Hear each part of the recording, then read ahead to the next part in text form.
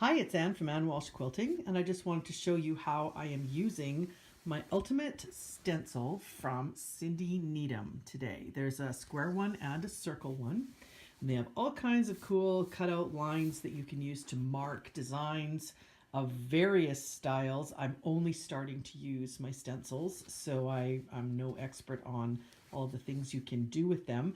It does come with a pamphlet that shows you some samples and an ebook that she sends you, but she's also written a full book with a whole bunch more designs that you can do with these stencils, and the possibilities really are endless from what I've seen and what I've read just briefly.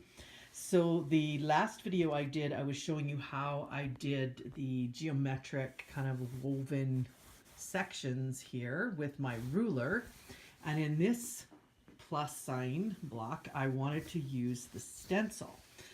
So I just lined the stencil up with the corner of the other block, and you can pick any one of the corners along the radiating square design that you want to use. And these are 1/2 inch spacing here. So I went along with the theme that I'd used up here with the 1/2 inch, then the 1 inch, and then the 1/2 inch, and did the same thing down here. But in this case, because we have these L-shaped marks and they're all measured for me already, I was able to mark in all of them with my marking pen. And here I did some extra 1/2 inch ones, and then another big one, and then another 1/2 inch one. I was able to mark that in fairly quickly with my marking pen, and then use my ruler as a guide to stitch the lines and make sure that the spacing was absolutely correct. Sometimes when you are working with really puffy batting and a flimsy stencil, which they need to be flimsy so you can move them around a lot, so that's no statement on the quality of it, it's just the way they need to be made, and there's a lot of open spaces for your pen. This obviously moves around a lot. So sometimes when you are pushing down with your marking pen, it can kind of waver a little bit from one side to the other. Depends on how hard you push and so on. So it's good to have the ruler still to be able to gauge the spacing. And that is the result that I got, which looks really cool. Filled in with some straight lines and then some pebbles and spirals here. And then I'm going to show you what I'm going to do with this stencil in the white negative space, and I'll show you how I'm actually marking the whole thing and then stitching it out. Okay, so I'm back in the white negative space now. My plus signs end right here, and I've got my big feather right here, and I want something geometric that's going to start not really echoing this piece because I'm doing something different out here, but I want to build around this something that's going to contrast the curly swirly feather and give me something to break into. So I'm going to start lines up here, and they're going to be different lengths obviously because of the feather, and I'm going to square them around in various widths so that it looks like there's kind of a box behind this piece and behind the feather. And so I'm going to use the stencil that I showed you, and I'm going to line the center of the square like that up with the corner of my last pieced block. And then I can see that based on my imperfect piecing, I will fudge this just a little bit. If any of you out there have absolutely perfect piecing when your quilt's all done, then congratulations to you, because I do not. So there we go. Okay, so what I'm going to do is I'm going to start with this very first square. So see, I just put my marking pen into these slots, and there I've got a square that's going to be built around the corner of that last piece block. And now I want a 1/2 inch margin around that. See how much faster this is than just pulling out the ruler, and I think I just kicked the tripod, so sorry about that. And now I want an inch gap, so I'm going to come up here an inch, and I'm going to do this. You could do whatever gap you want. Just remember that whatever your unquilted spaces are, those are what will be the most noticeable when someone looks at your quilt. So if you have an all over design that has even density and spacing, it will look like an all over design. You can tell I'm having fun multitasking, right? Talking to you and explaining something. But if you have something that has both really dense quilting and some more open quilting like the feathers, when the background is very dense, the things that are not quilted are going to pop up. So that's why I've left some circles and some triangles and squares in the puzzle blocks that you'll see later when the quilt's all finished, so that they will pop up from the background. So that's why I like the 1 inch space is just good for me. And it's tempting to go back in there after and fill it with pebbles, because I love to quilt things to death sometimes, but I really want the 1 inch sections to show up. So now I've got my 1 inch section and I've got a 1/2 inch edging around it. I think I'm going to put another 1/2 inch edging. It's going to be a mystery when we pick this up and see how it's hitting that feather. But you know what? I'm not worried about it. First of all, I'm not worried about it because this is water-soluble marker and I do not have to stitch on the lines I've drawn if I choose not to. It's up to me.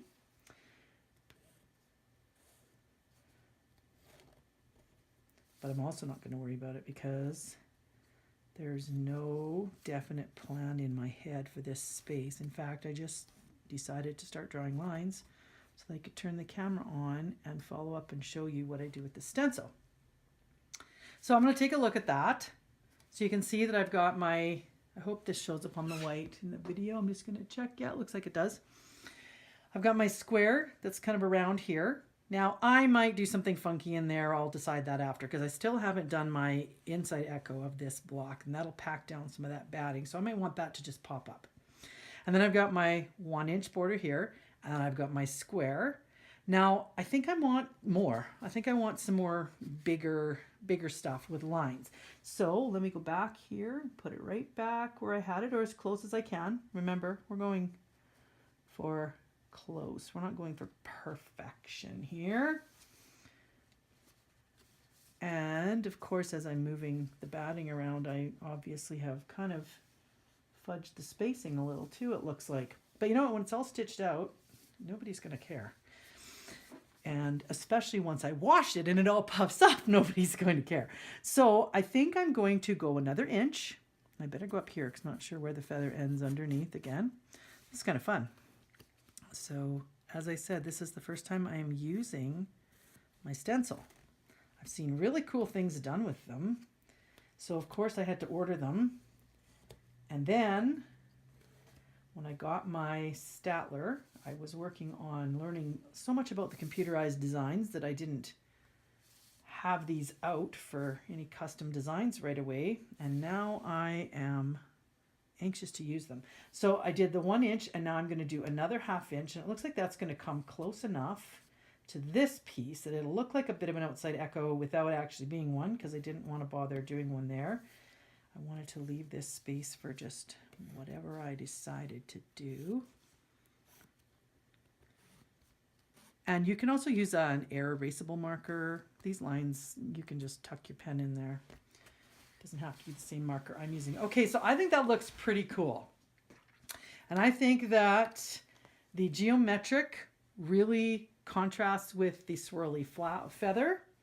That means then I will probably do something again that is kind of curvy in this section so that it contrasts with the lines. So I'm going to go ahead and stitch this out, and I'm probably going to speed the video up so that you don't have to watch every little movement that I make, and I have to reposition the camera to do that so that you can get a good look. So I'll be right back with that.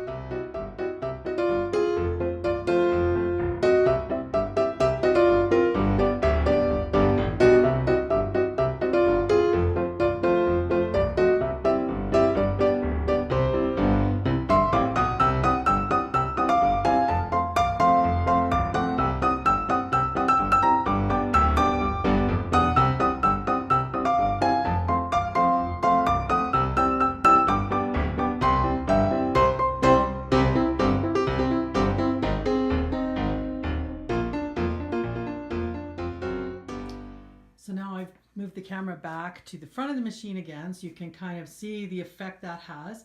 And you can see that as I was going along, I didn't necessarily stay on my lines. Now, obviously it's okay, you don't have to stitch it perfectly because we're not going for perfection. But in this case, I wanted to point it out because I still wanted my spacing to be 1/2 inch. And when I put my ruler down, so this is why it's still good to have the markings on your ruler, my marking was a little bit off because when I was using the stencil, it's kind of soft and flimsy on top of the spongy feel of the quilt. And I was pushing my pen down into those slots. And when I went to quilt it, it was obvious that I had some spacing with the lines. It was just a little bit off. So you can use the both methods and use your ruler as a double check to make sure that it's going to be the measurement you want. And of course, when I spray this with water, all of these blue lines are going to disappear. And when I do that, I will take a picture and I will add it to the end of this video. I'm going to keep free motion quilting in this area now, so I don't want to break thread and spray it and have it all be wet while I'm doing this. So I will do that picture for you as soon as I'm done.